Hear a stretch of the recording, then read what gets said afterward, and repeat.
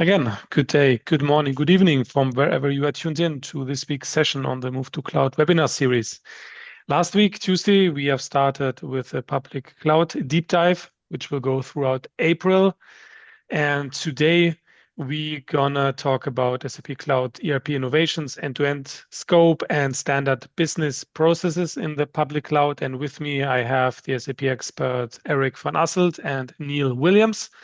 As usual, if you have questions, please put it in the Q&A box and we will answer them either during the session or latest after the session. And with that, and without further ado, I'm handing it over to Erik.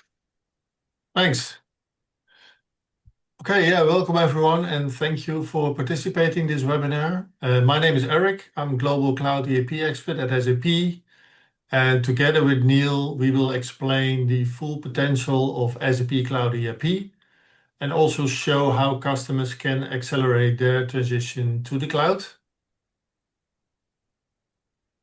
So this is what we will cover. So first, we will briefly explain SAP's strategy and go-to-market. And next, we will share how customers can quickly start with a finance-led scope of Cloud ERP and gradually expand. SAP Cloud ERP is built on localized best practices that support the various end-to-end processes of the reference business architecture and features also industry-specific capabilities. And we will show what customers can expect from a new era of enterprise management in the cloud. And finally, we will walk you through the 5-step approach of our cloud acceleration service, supporting the transformation journey to Cloud ERP to leverage the full potential of SAP Business Suite and move away from a highly modified monolithic ERP.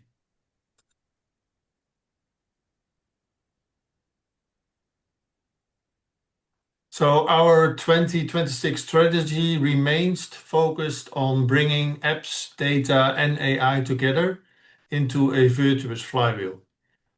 And it provides a single holistic platform for apps, data, and AI, harmonized in SAP Business Data Cloud and seamlessly embedded in applications. So going further and also staying relevant for our customers, we need to completely redesign the way users work today and how business processes run using AI to simplify everyday work.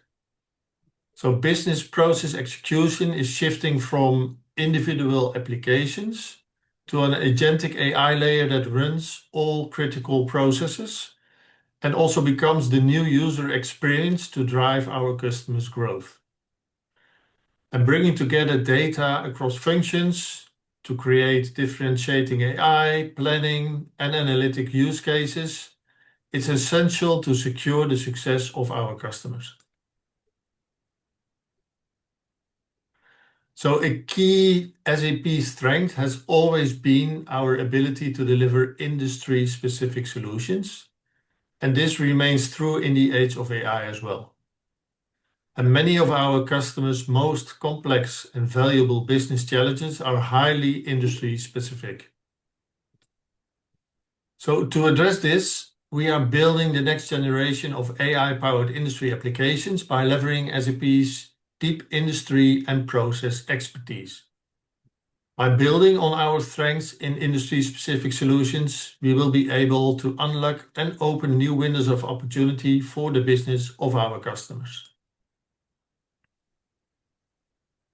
So by seamlessly integrating applications, data, and intelligence agents across all functions, SAP Business Suite turns individual strengths into a collective advantage. And Joule will become the new AI user experience, where Business Data Cloud is providing the data layer as basis for our business AI. Processes and insights will flow freely, enabling real-time collaboration. So the result is more, let's say, than just the sum of its parts. It's the dynamic, ever-evolving suite. The SAP Business Suite is the central destination for our customers, bringing together, as mentioned, applications, data, and AI in one unified experience. Built on these three interconnected layers, it provides a virtuous cycle of business value where business processes are connected to deliver end-to-end transformational value. And our SAP Business Suite comprises our core ERP cloud and line of business applications, matching the core buying centers of our customers. So SAP Cloud ERP helps customers to get started and get growing. And Neil will now explain how customers can start with what they need today and add additional capabilities as business evolves.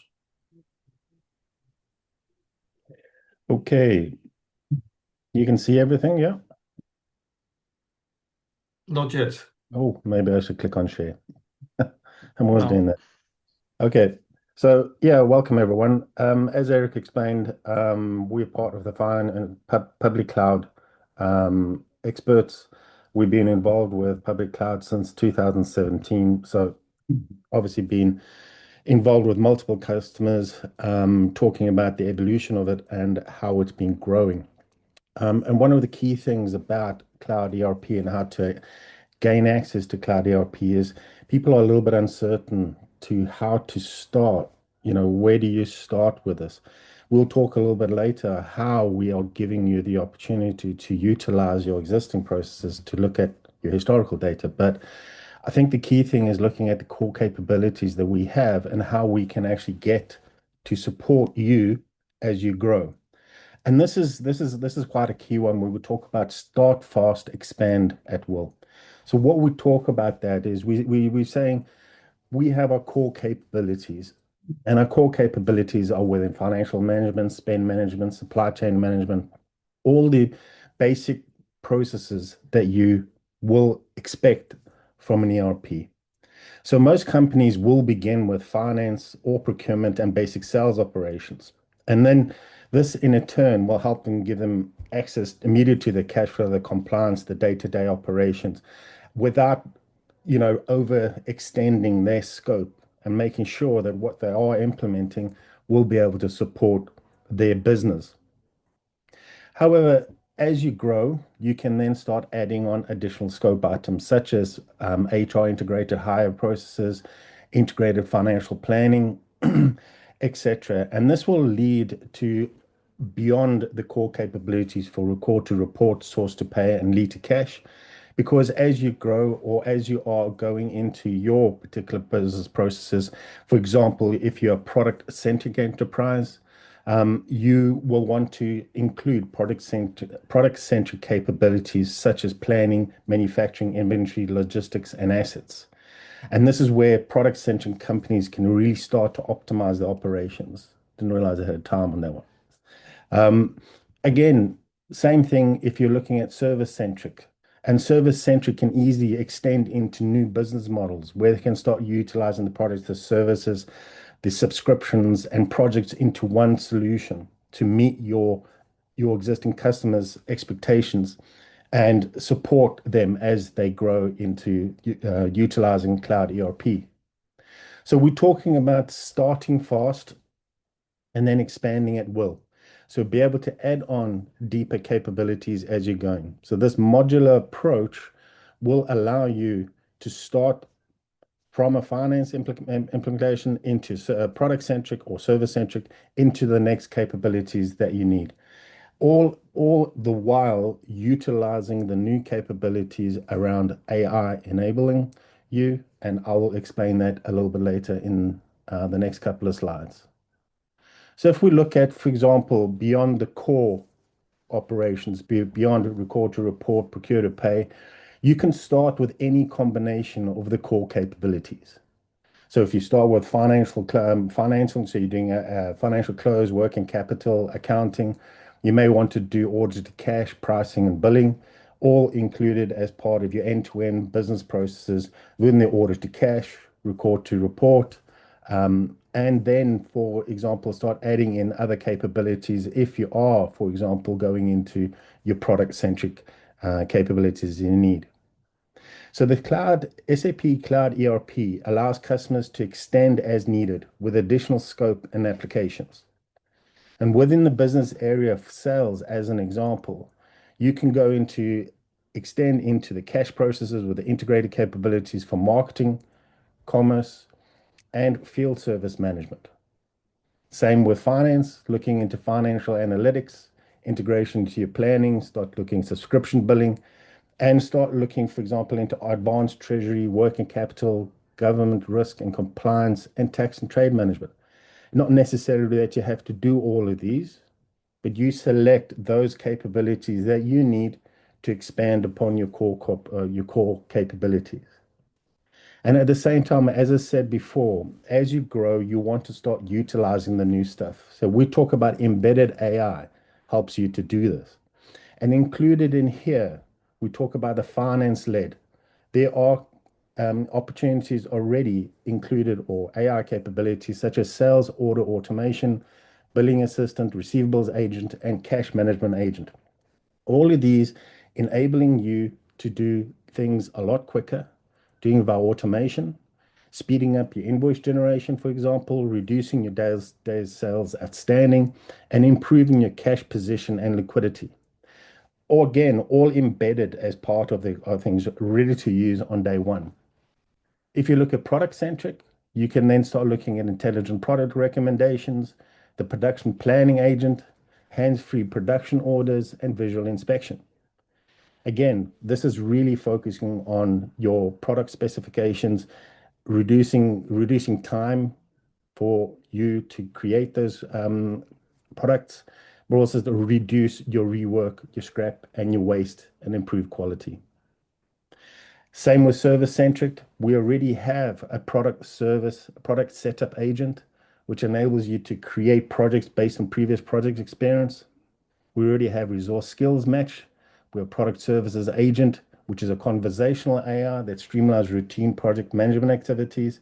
Again, it's just making you go a lot quicker. Sorry, I'm going back one.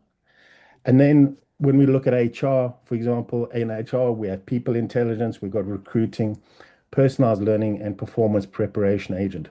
All this is to enable you to make sure that you have the right people to support you doing your business and to utilize SAP Cloud ERP in the right way. And again, we've got multiple AI resources that are coming up. So this is not an AI course, but it just tells you where we are, how we're adding these in to our core processes to enable you to start utilizing them straight away. And how we're doing that with users? Well, this is key because we have different types of user types.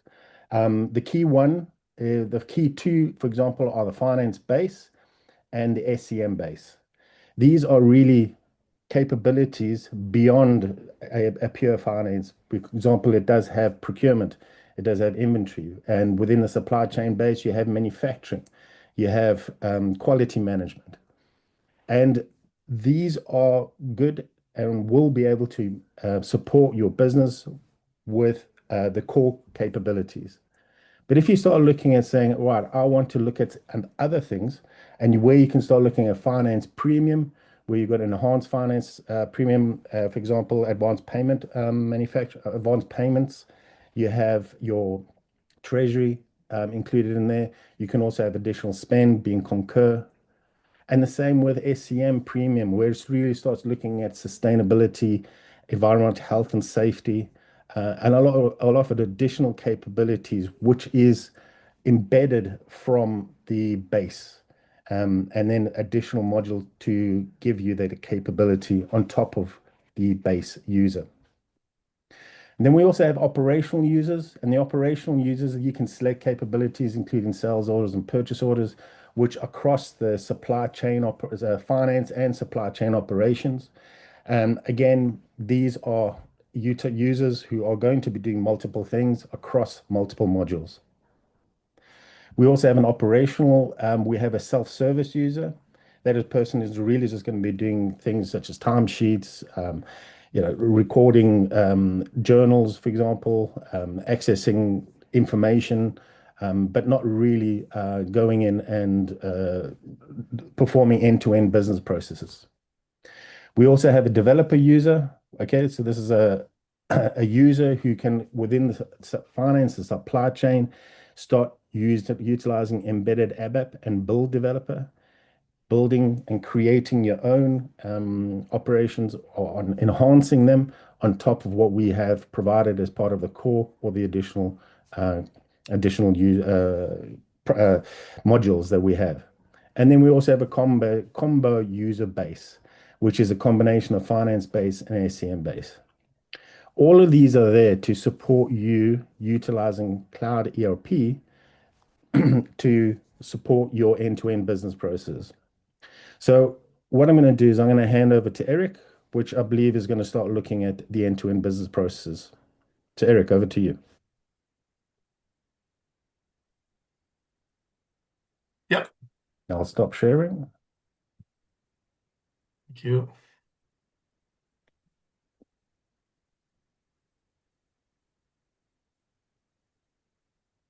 Okay. Not yet. Can't see it. Not. Let me do it. Yeah, there we go. There we go. Okay, thanks.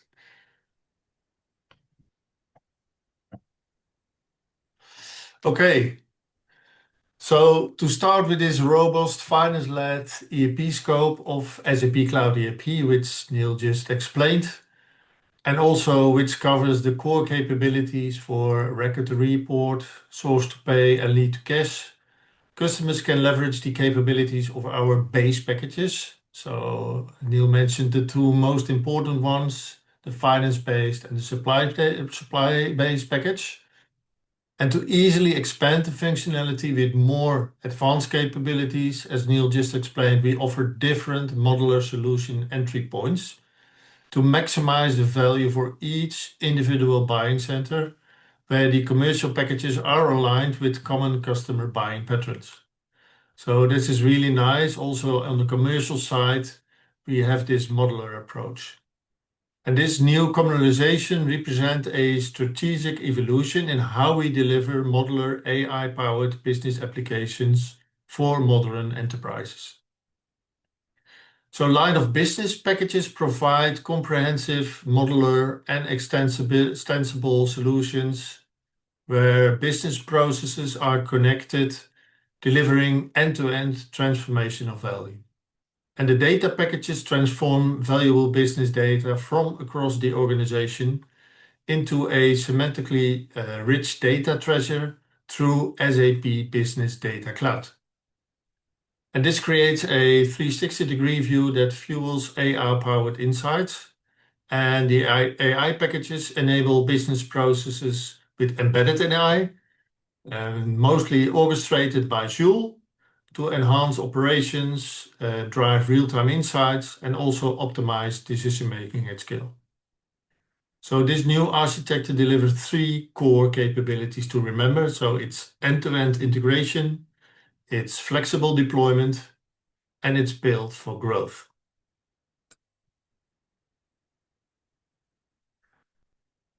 So if we now look at the end-to-end business processes which support the different business domains of a company, this end-to-end processes will run on localized best practice content and also industry-specific capabilities delivered within the scope of SAP Cloud ERP and the integrated line of business cloud solutions.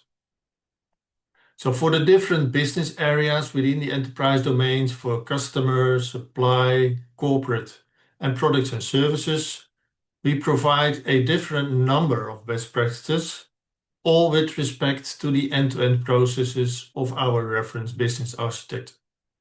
So within the customer domain, for example, which is all about generating demand with sales and service, we deliver 122 best practices to support the end-to-end lead to cash process.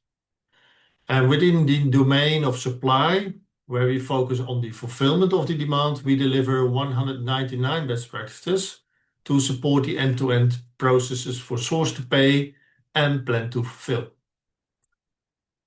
And next to the 84 best practices for finance. Within the corporate domain, we also deliver 26 best practices to support the end-to-end acquire to decommission process. So a very nice scope of all the capabilities that we can deliver out of the box with best practices with SAP Cloud ERP. So all these best practices are localized for different countries, where we currently can deliver 59 different country versions and 34 different languages. So for these countries that are not localized yet, there is an option to use our localization as a self-service during the implementation of the solution, and mostly this is done together with our partners. And to bring out the best in every industry, we also provide different industry capabilities to support the requirements for product, service, and asset-centric industry segments. And here you can think about consumer industries, discrete manufacturing, service industries, energy and natural resources, and public services, for example.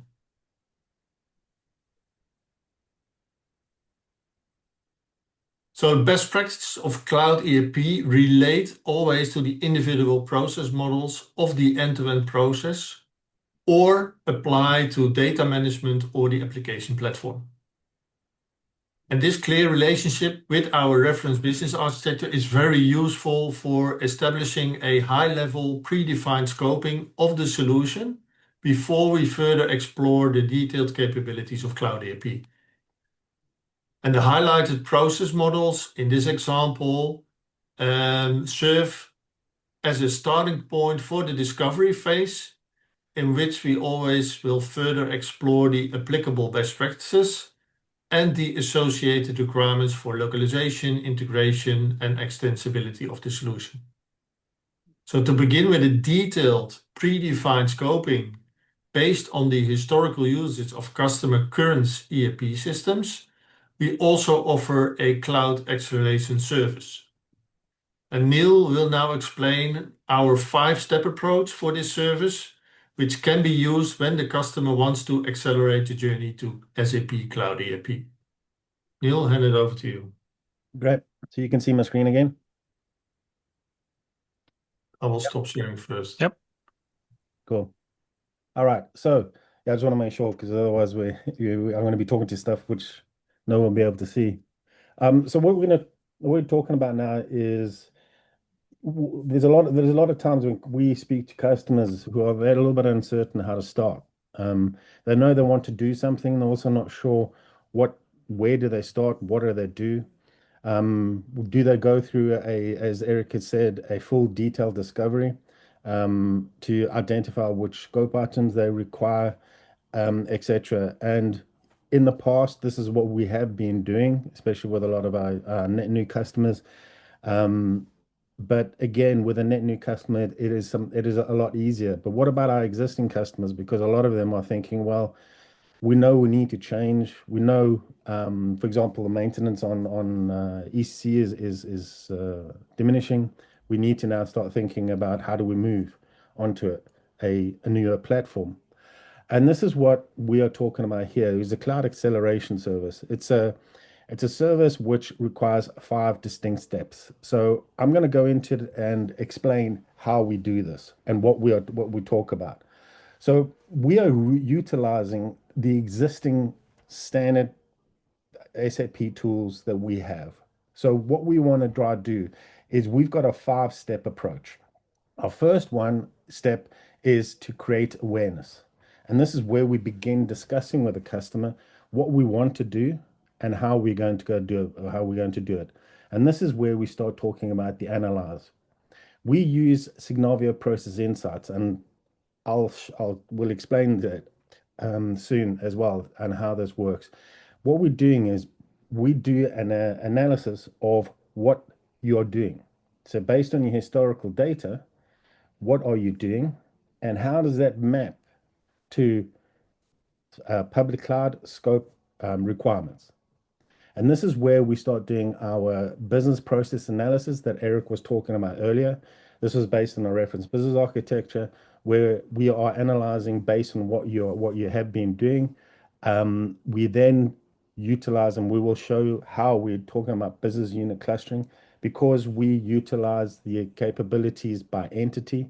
We also want to understand those entities that are similar in structure or using the same type of processes, and then map the business activity to that and automate the creation of a digital discovery for like-minded entities. All right. The idea behind this is if you are speaking to a customer who is an existing SAP customer, for example, and is using ECC across multiple or all over the world, has got many company codes, you don't want to create 1,000 digital discoveries, one for each of their companies. What you want to try to do is to determine what is similar, where can we actually cluster these together to make sure that we can then create a DDA by cluster and then roll that out to the relevant entities. So this is the approach that we're talking, and we talk about the cloud acceleration service, and when we come back with a recommendation. So this is the first part where we're doing the business process analytics through scenario process insights. And this is an exact copy of what Signavia end-to-end business processes are. What we are able to do is look at it by company code, and we analyze the process flow. Well, Signavia analyzes the process flow and then aligns it to a solution process flow. And this is based upon what you have and what you are doing currently.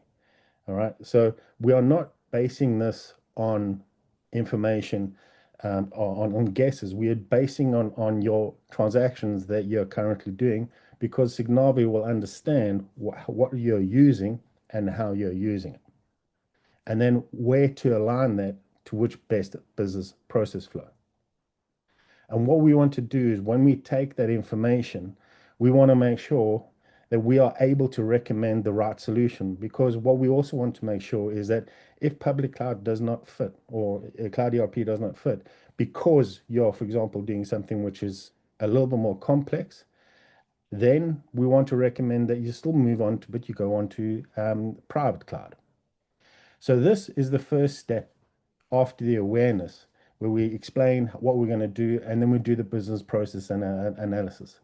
And in here, we do what we call an inside-out business process analysis and an outside-in that Erik was talking about, our reference business architecture. So where we understand this, the process flows from Signavia, we align the transactions that they're doing in the ERP by company and by country. And we, based on a reference business architecture, we align the business processes, the process modules, to the best practices in cloud ERP. And these are all the standard best business practices that we have already included. Based on that, we can see here from the process flows where they're being asset accounting, within customer service, finance, quality management, warehouse management, and also your custom transactions, where these are being used based on where they're being used within all your company codes. So across all your company codes, we can then create what we call a heat map, identifying what is being used within what particular company and how many times it's been used. So we have a list of our ERP transactions, we've got ERP companies, and we can identify those companies, what they're using and what business processes they should be aligned to. That in itself is a key thought, because we're using historical information. We are not looking at something which is outside the realms of guessing what you want to try to do. And to give you an example, we had a customer who did a digital discovery and they selected 484 scope items. We went through this process with them and identified they only needed about 84. So in a way, we also got to be careful, because when you're selecting and you're looking at new stuff, it's always great to select more than what you need. So once we've done that one, we talk about the business unit clustering. Now, I'm briefly going to go into this. I'm going to hand over to Erik, who's actually going to show you how it is. But what we want to do is we want to make sure that we get like-minded entities together, because it is based on an entity level. And we want to identify those who are doing core ERP, or those are finance-led, service-led, product-led, asset-centric, etc. And we can change that to any types of grouping, because that's what the business unit clustering is, based upon whatever criteria you decide. But these would be our first step based on the similarity of business process based upon our examples that we're talking about with Cloud ERP. And then we can add in regions, subsidiaries, business entities, new markets, etc. And this business unit clustering allows us then to not do a digital discovery by each and every single entity, but by entities that are doing similar things. So with that, I'm going to hand over to Erik, who's going to go in a little bit step further and show you exactly how we do that. So Erik, I'm going to stop sharing and then you can take over. Thanks. We can see your screen. Yeah, and the video now as well. Thanks. So yeah, so as mentioned by Neil, this clustering is an important step. Step 2 of our 5-step approach, which start with awareness, so that customers understand the value of Cloud ERP before we go into this service. And what you see here is a screenshot of a beta version. You probably have heard of the integrated tool chain. So that means that SAP has several tools during the different phases of our Activate methodology. So within the Analyze and Discover phase, we now build an integration between Signavio Process Insights and the Digital Discovery Assessment tool. This will be announced at Sapphire and also available for our customers and partners. And part of this integration is the second step of our approach, where we try to cluster the different companies based on similarity of their business processes. So if we go into the tools, I will show you the beta version here. So what we do, we will now get the download from Signavio, and we can open it in the tool. And you see that we have localized, we loaded more than 40,000 transaction rows from Signavio. So that's based on historical uses of this particular customer. And from here, we can view the recommendations. So what we do automatically based on the clusters that Neil just mentioned, you see this is a company with an ECC system, which include more than 150 company codes. And we see directly already that 68 of these companies are only using core ERP capabilities like finance, sales, and procurement. The others, 9 of them, are more in the asset-centric space using asset management capabilities, and 74 are doing manufacturing and supply. What we also see is all the usage of the Z transactions. And now we have also the next step that we can manually adjust. So the customer and the partner and SAP can play around with these company codes and maybe switch it to another cluster. Or as Neil mentioned, if you have your own criteria to create clusters, you can easily create a new cluster and play around with that. So in this example, we will explore 3 different clusters. So that means as a next step, we will also create 3 entries for the Digital Discovery Assessment tool, where we do the further detailed discovery during the workshop. And now we see, of course, based on this clustering per cluster, we also need the mapping to the right best practices.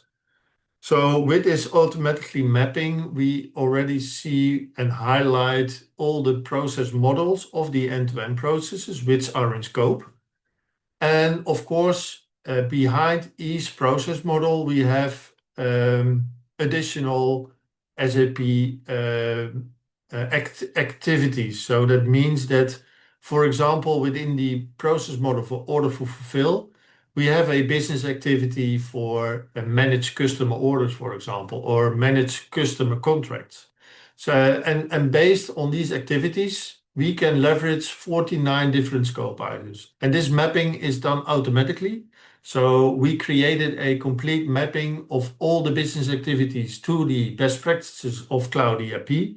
And with the let's say, information that we receive from Signavio, we do an automatically mapping of all the best practices. And then per cluster, we create a digital discovery assessment record where we automatically see the predefined scope based on this historical usage. And then, of course, we go into the final step, and this is the discover and approval phase. And what you also see here, and this will also be announced at Sapphire, there will be a new user interface available for the digital discovery assessment tool that is completely aligned with the cloud acceleration service, how we use it based on end-to-end processes. So here you see on the left side the end-to-end processes. You can select, for example, order to fulfill as the process model. And here you see the different business activities which are in scope. And if you click on Manage Customer Contract, for example, these are the applicable scope items that can be selected for this activity. So we do a pre-selection based on Signavio, but of course, during this detailed discovery, also the customer is able to select or deselect these scope items. And then, of course, we have the final scope discussed with the customer. We also put in the integration requirements, the localization, the additional requirements, and then we get an approval following our brand guardian assessment process.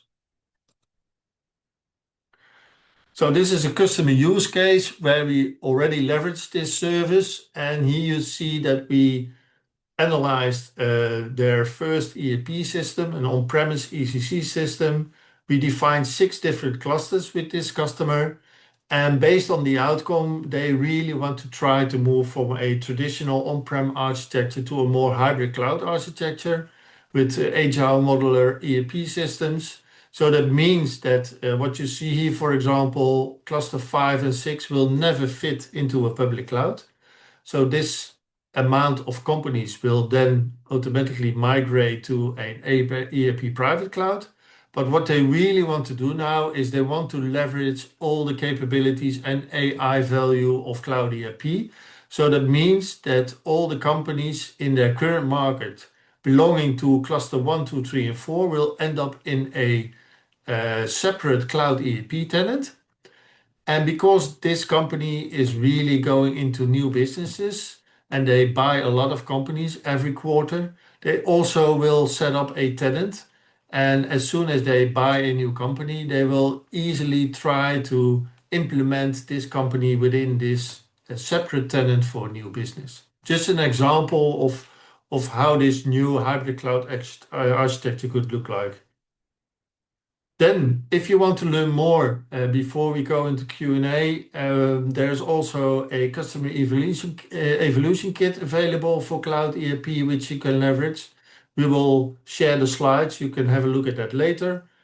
And here's some more details. And if you want to learn more, there will be a link to explore. And with that, I want to thank.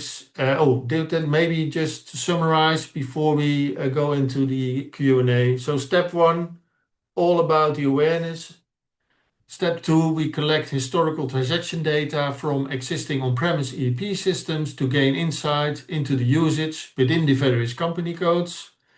The goal of step 3 is to find the common ground between the different business units and to cluster the business units based on similarity of their business processes or other criteria. The 4th step is to map the business activities into possible best practices that can support the different generic end-to-end business processes. And finally, we will review these best practice mapping with the customer and maybe also with the partner to determine the final scope. And with that, I want to thank you and open up for Q&A. Okay. Thank you, Neil. Thank you, Erik. We had some question. I think 2 were answered, but we have here a new one. Customer use case page 27. What are the benefits when moving from 2 tenants to 4 tenants? They are not obvious to me. It just seems to add complexity. Suppose they are mentioning page 27, where you showed the use case. Yeah. So in this case, in this customer use case, let's say almost 80% of the whole ECC system on-prem was if you look at the requirements there, could fit in a public cloud. So there will never be a fit for all the companies. So 20% still is related on the capability. So for example, they had requirements in the area of work clearance or heavy asset management related requirements. In that case, we said, well, this will never fit into a public cloud. But the other 80% of all the companies could easily go and use all the value of this new public cloud instance and also leverage all the new AI embedded capabilities that we will bring in that kind of tooling. So that means that for them, it was a no-brainer to just start with public cloud, especially for their new business. And then hopefully in the future, they also can migrate the final 20% to a public cloud instance. So in the end, probably the amount of tenants will be less, but as a starting point, they will start with 3 different tenants. Okay, hope that is that answer. We have someone who wants to speak up. Let me allow that person to talk. So that person, I think it's Ricardo Santos, you're now able to talk. If you want to unmute yourself, you can raise your question directly. Yeah, Ricardo, you're still on mute. Yeah. Okay. All right. I mean, in the meanwhile, let me make you aware that we will continue next week with the session Transforming to SAP Cloud ERP, what kind of mindset, method, and momentum is needed to transform, what kind of additional tools and services are around, and what are best practices when moving to SAP Cloud ERP. Right now, it's the moment to ask additional questions or speak up if you have any additional questions. If not, you can also reach out to Erik and Neil after the session. This session will be uploaded in our YouTube channel.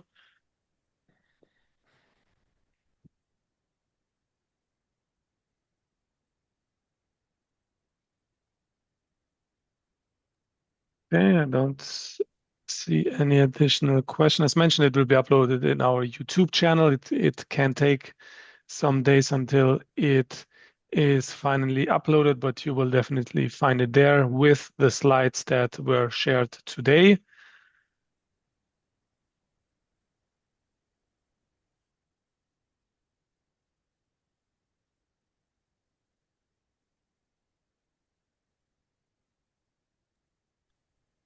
Okay, I don't see any additional questions popping up. All right. With that, thank you all for joining. Thank you, Neil. Thank you, Erik, for your time. Thank you for the session. Thanks to the participants. Let me stop the recording.